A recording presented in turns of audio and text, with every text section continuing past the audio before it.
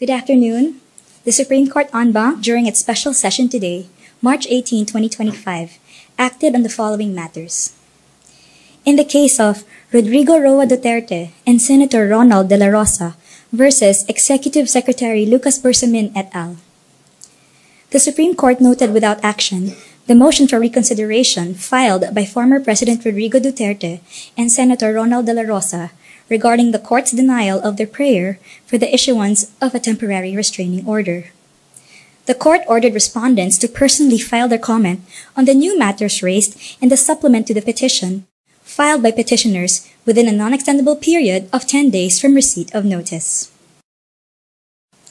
Next, in the consolidated petitions for the writ of habeas corpus of former President Duterte, the court received the consolidated compliance with its March 13, 2025 resolution, filed by Department of Justice Officer in Charge, Undersecretary Nicholas Felix T., who was authorized to represent respondents in this case, considering the recusal of the Office of the Solicitor General.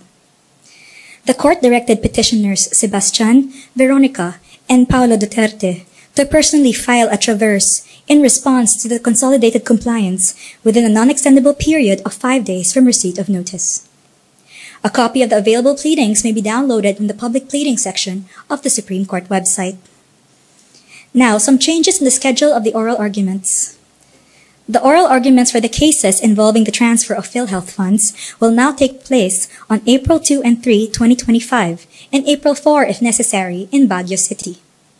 The case involving the 2025 General Appropriations Act is scheduled on May 19, 2025, while the Maharlika Fund case is scheduled on July 8 and 9, 2025. Thank you very much. As chair of the Senate Committee on Foreign Relations, I am calling for an urgent investigation into the arrest of former President Rodrigo Roa Duterte, an issue that has deeply divided the nation. It is imperative to establish whether due process was followed and to ensure that his legal rights were not upheld but protected, especially given the involvement of the ICC and the International Criminal Police Organization, Interpol. To shed light on the matter, inviting key officials and agencies, including officials from the PNP, OTS, DOTR, DOJ, DFA, NSC at CAAP, and other resource persons and witnesses. The Senate must address these critical concerns to uphold the country's jurisdiction and to clarify policies governing our law enforcement agencies and their engagement with international tribunals. Our sovereignty and legal processes must remain paramount. Senator Amy Marcos. Naku! Balat kayo pala ang buhay sa mundo. Alam mo, napaka-hipokrito mo. Dapat, nung nagsisimula palang binibira mo na ng binibira yan. Pero nung ginawa mo, nagkandara pa ka na maging party ka ng bahagi ng alyansa. Ngayon ka lamang nagsasalita. At saka, alam po ninyo, mawalang galang na sa'yo hindi mo na kailangan mag-imbestiga sapagkat lantaran. Kung baga, kitang-kitang mo yung ebidensya. Ano pang i-imbestigahan mo? Illegal nga Kitang-kita mo yung illegal na ginawa nila. Alam mo rin na walang jurisdiction. Hindi ka abogada, pero nagtapos ka ng abogasiya. Kaya alam mo yun. Bakit hindi mo binira ng binira? Ano bang imbestiga? Wala na investigation. Kaya tapos na nga Kitang-kita na nga. Kaya nga nagpunta na sa Korte Suprema Dapat sumama ka na lang. O ikaw, nag-file ka ng petition sa Korte Suprema sapagkat ang Korte Suprema, ang huling bulwark of democracy. Walang maasahan sa inyo. Kaya nga pinapa-abolish na kayo Samantala, may payag isa pong Dr. Attorney Sal mula kay Attorney Lox Andutan. Sabi niya, I've received several messages from my friends because of this picture circulating online. I'm not sure why these people used my dad's picture, but he did not die from anything related to EJK o yung extrajudicial killings.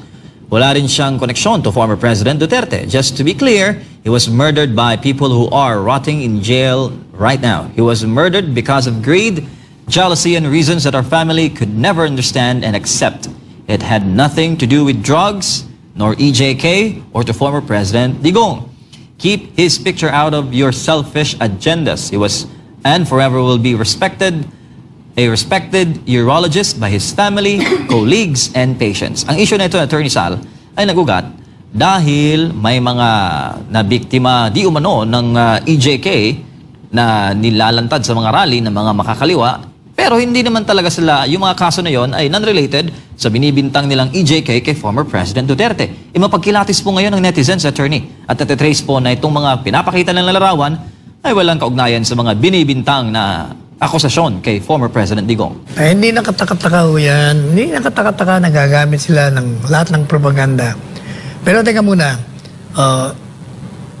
ngayon, ang taong bayan, yung mga supporters, lalong-lalo na ng Presidente Duterte, talagang nagpupuyos ang kanilang mga damdamin.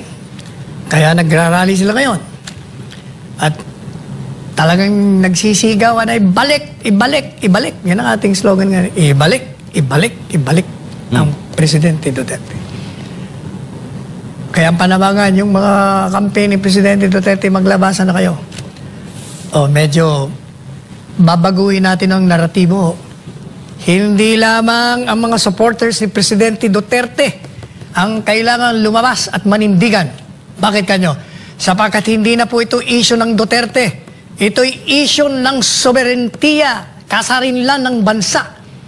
Si Duterte ay naging simbolo lamang kung paano isinusuko ng bansang Pilipinas sa pamamagitan ng gobyernong ito sa ilalim ng Administrasyong Marcos Jr.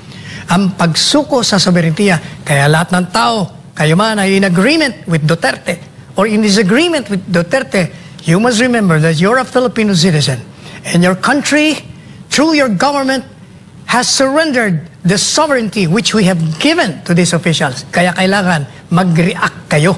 Kayo'y konforme kay Duterte o hindi kayo konforme.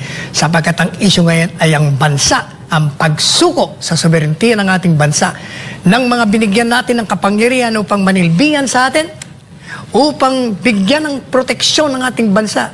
Subalit ipinagkakanulo nila, isinusuko nila ang ating kasarinlan. Attorney, sa kabila po ng kanyang sitwasyon, iniisip pa rin ni dating Pangulong Duterte ang kapakanan ng Pilipinas. Sa kanyang pakikipagkita sa kanyang anak na si VP Sara Duterte, isang napakahalagang mensahe ang ipinapaabot ito sa mga Pilipino.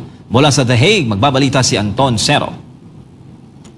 Nagkita si Vice President Sara Duterte at ang kanyang ama na si dating Pangulong Rodrigo Duterte sa The Hague, Netherlands. Dito inihiyag ng dating Pangulo ang isang matinding pahayag. Hindi niya kailanman ibinigay ang Pilipinas sa mga dayuhan. Sumalang na si dating Pangulong Rodrigo Duterte sa pre-trial ng International Criminal Court, ICC, sa pamamagitan ng video conference noong March 14, 2025 sa The Hague, Netherlands. Si dating Executive Secretary Salvador Medialdea ang personal na humarap sa pre-trial bilang legal counsel ni Pangulong Duterte. Matapos ang pagdinig, nagkaroon ng pagkakataon si Vice President Sara Duterte na mabisita at makausap ang kanyang ama sa loob ng 1 oras sa hospital wing ng detention center ng ICC. Sa kanilang pag-uusap, hindi pa rin nawala sa isipan ni dating Pangulong Duterte ang Pilipinas. May isang mahalagang bilin siya kay VP Sara. When we talked, he, as a request, he asked me to go home. So, he repeatedly said, do not leave the country. Do not leave the Philippines. Ibinahagi ni VP Sara sa kanyang ama na maraming Pilipino ang umiyak at nasasaktan sa iligal na pag-aresto sa kanya. Isang pangyayaring itinuring ni Vice Presidente bilang kidnapping. Ngunit payo ng dating Pangulo sa mga Pilipino, manatiling kalmado. Sabihin mo sa kanila, relax lang, may hangganan ng lahat. There will be a day of reckoning for all. Sa kabila ng lahat, isang matibay na paninindigan ang ipinaabot ni dating Pangulong Duterte, hindi niya kailanman ibinigay ang Pilipinas o kahit isang Pilipino sa mga dayuhan. As a Filipino, I never surrendered my country. Wala kayong masabi na meron akong Pilipino na binigay sa mga dayuhan. Gusto niya daw malaman ninyo na hindi niya daw talaga sa lahat ng kanyang pagtatrabaho para sa ating bansa, ibinigay ang ating bansa sa mga dayuhan. Nagpapasalamat naman si VP Sara sa lahat ng Pilipino na walang sawang nananalangin at sumusuporta sa kanyang ama. Ngunit anya, hindi dapat malimutan ang mas malalaking suliraning kinakaharap ng bansa. We can feel your love, we can feel your anger, we can empathize with everyone's rage about what happened. Let us not forget the real issues in our country, and that is poverty, that is corruption, that is the failure of the government to answer the demands from the people about accountability and transparency, and the failure of the government to address peace and security in our country. Sinabi rin ni VP Sara na hindi siya aalis sa The Hague, Netherlands hanggat walang kapamilyang papalit sa kanya sa pagbabantay kay dating Pangulong Duterte. Sa mga susunod na araw, nakatakda siyang makipagpulong sa defense team ng dating Pangulo sa pangunguna ni Nicholas Kaufman bilang lead counsel ng kanyang ama. Samantala, makikipagkita si Vice President Sara Duterte sa Filipino community sa The Netherlands sa March 23, 2025 upang personal na ipaabot ang kanyang pasasalamat sa kanila. Mula dito sa The Hague, Netherlands, ako si Anton Cero, ang inyong Global Citizen Correspondent, SMNI News. Ako, yung mga bilin na Attorney Sal, Martin, huwag mong iwanan ng Pilipinas. At ang request niya, Attorney, paksiw, tsaka tsinelas, medyas, yung request ng PRRD. Kasi yun ang kanyang kinasanayan. Saka yun namang wag umalis. Hindi naman umalis. Binisita lang siya. Alam niyo ngayon, sa modern technology, hindi ka maaaring umalis sa isang lugar. Nandun ka pa rin.